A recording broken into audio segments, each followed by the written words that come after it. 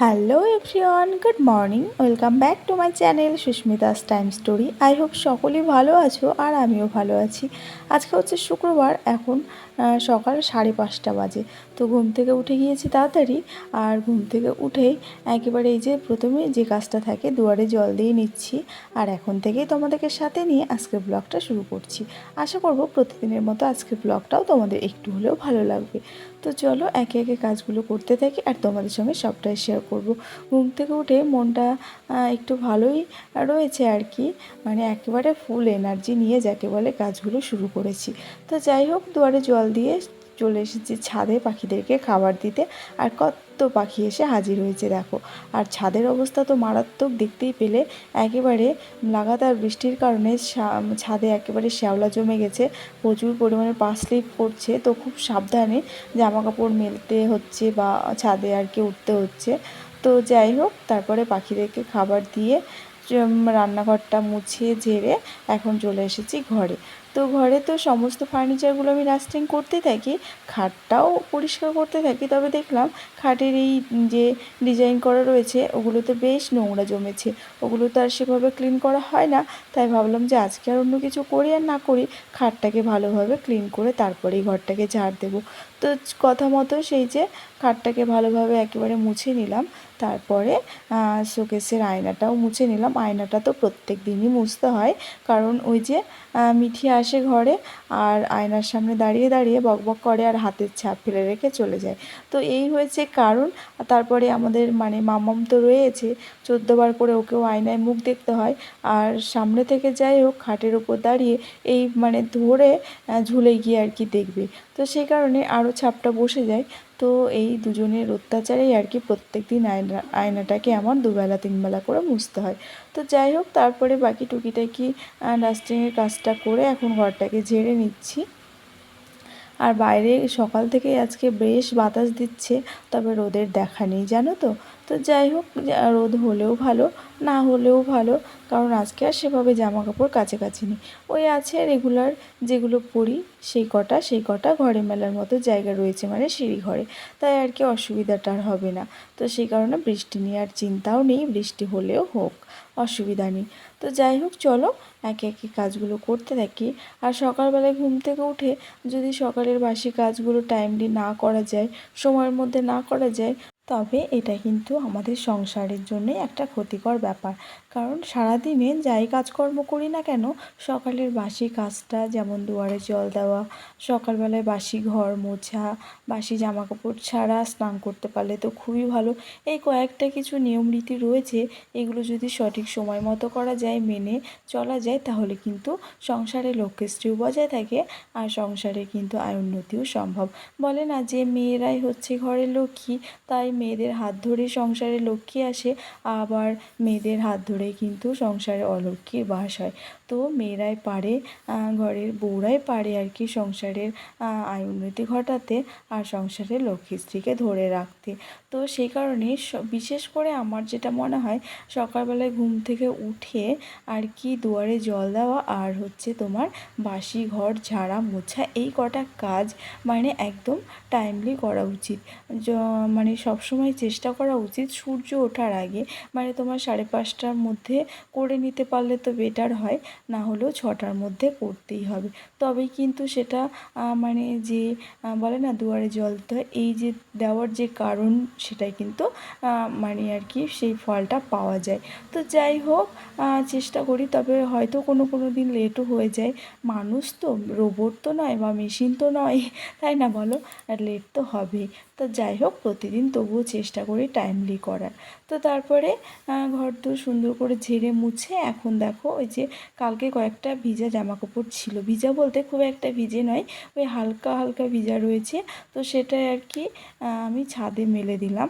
আর তোমার রোদ উঠেনি ঠিকই, কিন্তু বাতাস দিচ্ছে তো বাতাসে ঝরঝরে হয়ে যাবে, আর মানে একেবারে শুকিয়ে যাবে, কিন্তু বৃষ্টি হলে তখন আবার আর এক জ্বালা। তো যাই হোক, ওইদিকে জামা কাপড়গুলো মেলে ব্রাশ করে একেবারে ফ্রেশ হয়ে ধুয়ে নিয়েছি। আজকে আর স্নান করিনি, স্নানটা পরে করব একটা বিশেষ কারণের জন্য। তো যাই হোক, তারপরে কুর্তিটা পরে নিয়েছি মামামকে স্কুলে দিতে যাব বলে।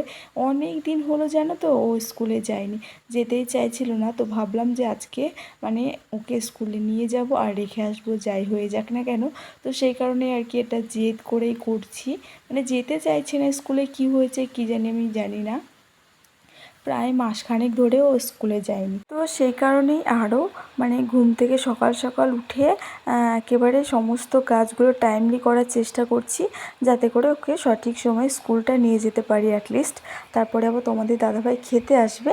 তো সেই কারণে দেখো, আমি এখন সকালের খাবারটা আমার অনেকটা হয়ে এসেছে, তরকারিটা প্রায় হয়ে গেল, মানে হয়ে গেল। এবার আমি রুটিটা করে নেব। এখন 8টা বাজে, 8টার মধ্যে আমার রান্নাবান্না সবটাই কমপ্লিট হয়ে গেছে। আর তারপরে মামাম কিন্তু এখনও ঘুমিয়ে রয়েছে, ওকে তুলবো, ফ্রেশ করাবো, তারপরে ওকে স্কুলে নিয়ে যাব। ভাবছি যে স্কুলে থাকবে কি না। যদি থেকে যায় তবে সেটা ভালো, আর যদি ওর কাছে গিয়ে বসে থাকতে হয় তাহলে জানি না কি করব, কারণ তোমাদের দাদাভাই আবার খেতে আসবে। আর বাড়ি এসে তো বেশিক্ষণ বসার সময় পায় না, ওই খাবারটা খায়, তারপরে 2-10 মিনিট বসে আবার বেরিয়ে যায় ডিউটিতে। তো সেই কারণেই তো ভাবছিলাম। তো যাই হোক, চলো ঝটপট আগে রুটিটা করে নিই, তাড়াহুড়ো করেই করছি আর কি।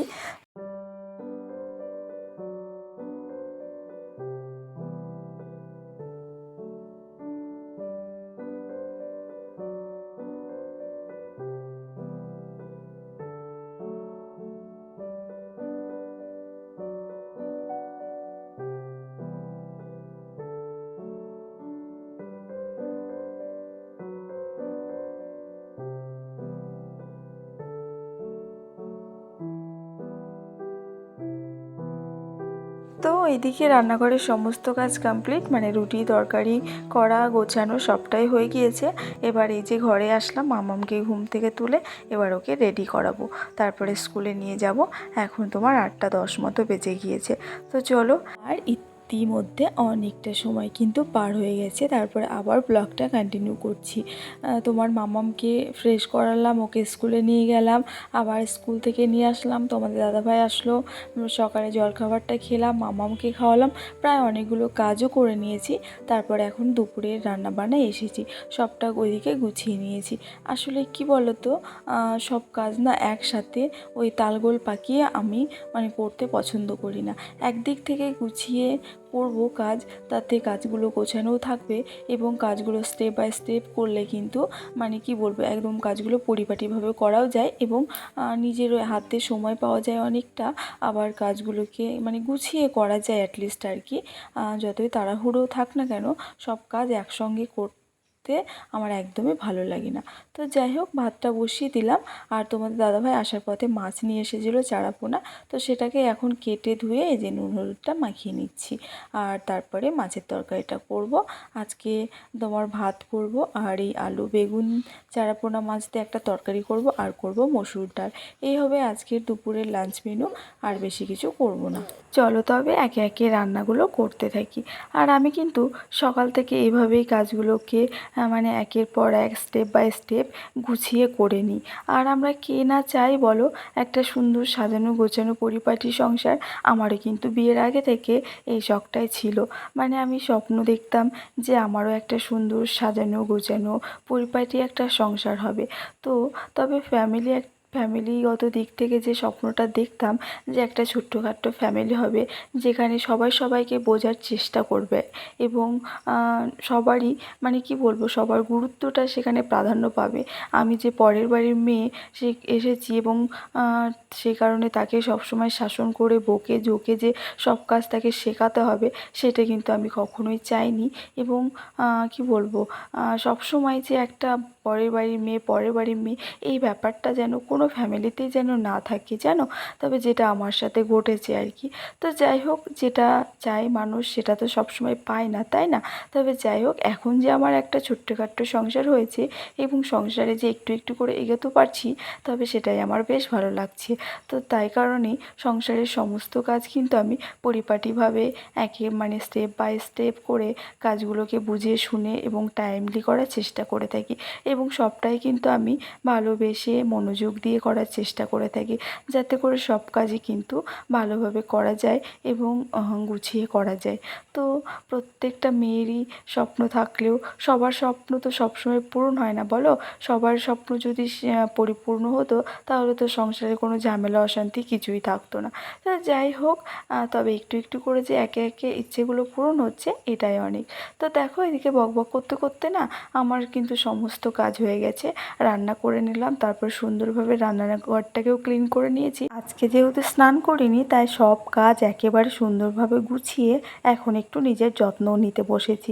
এত পরিমাণে আমার হেয়ার ফল হচ্ছে, কি বলবো বন্ধুরা। তাই একটা হোমমেড রেমেডি ইউজ করছি, আর প্রথমবার এটা ট্রাই করছি। আর কি ইউজ করছি আর কতটা কি ফল পাচ্ছি, সেটা তোমাদেরকে পরে শেয়ার করব। আগে আমি কতটা রেজাল্ট পাচ্ছি সেটা দেখি, 2-3 সপ্তাহ ইউজ করে দেখি। তো যাই হোক, এখন সেটা আধা ঘন্টা চুলে লাগিয়ে রাখবো। আর এটাকে চুলে লাগিয়ে তারপরে মামামকে স্নান করাবো, খাওয়াবো। এটা করতে করতে আধা ঘন্টা 1 ঘন্টা লেগে যাবে, আর আমার এদিকে টাইমটাও হয়ে যাবে। তারপর আমি একেবারে স্নান করে নেব। তো বন্ধুরা, আজকে ব্লগটাও এখানেই শেষ করলাম। দেখা হচ্ছে পরবর্তী ব্লগে। আজকের ব্লগটা তোমাদের কেমন লাগলো অবশ্যই কমেন্ট করে জানিও।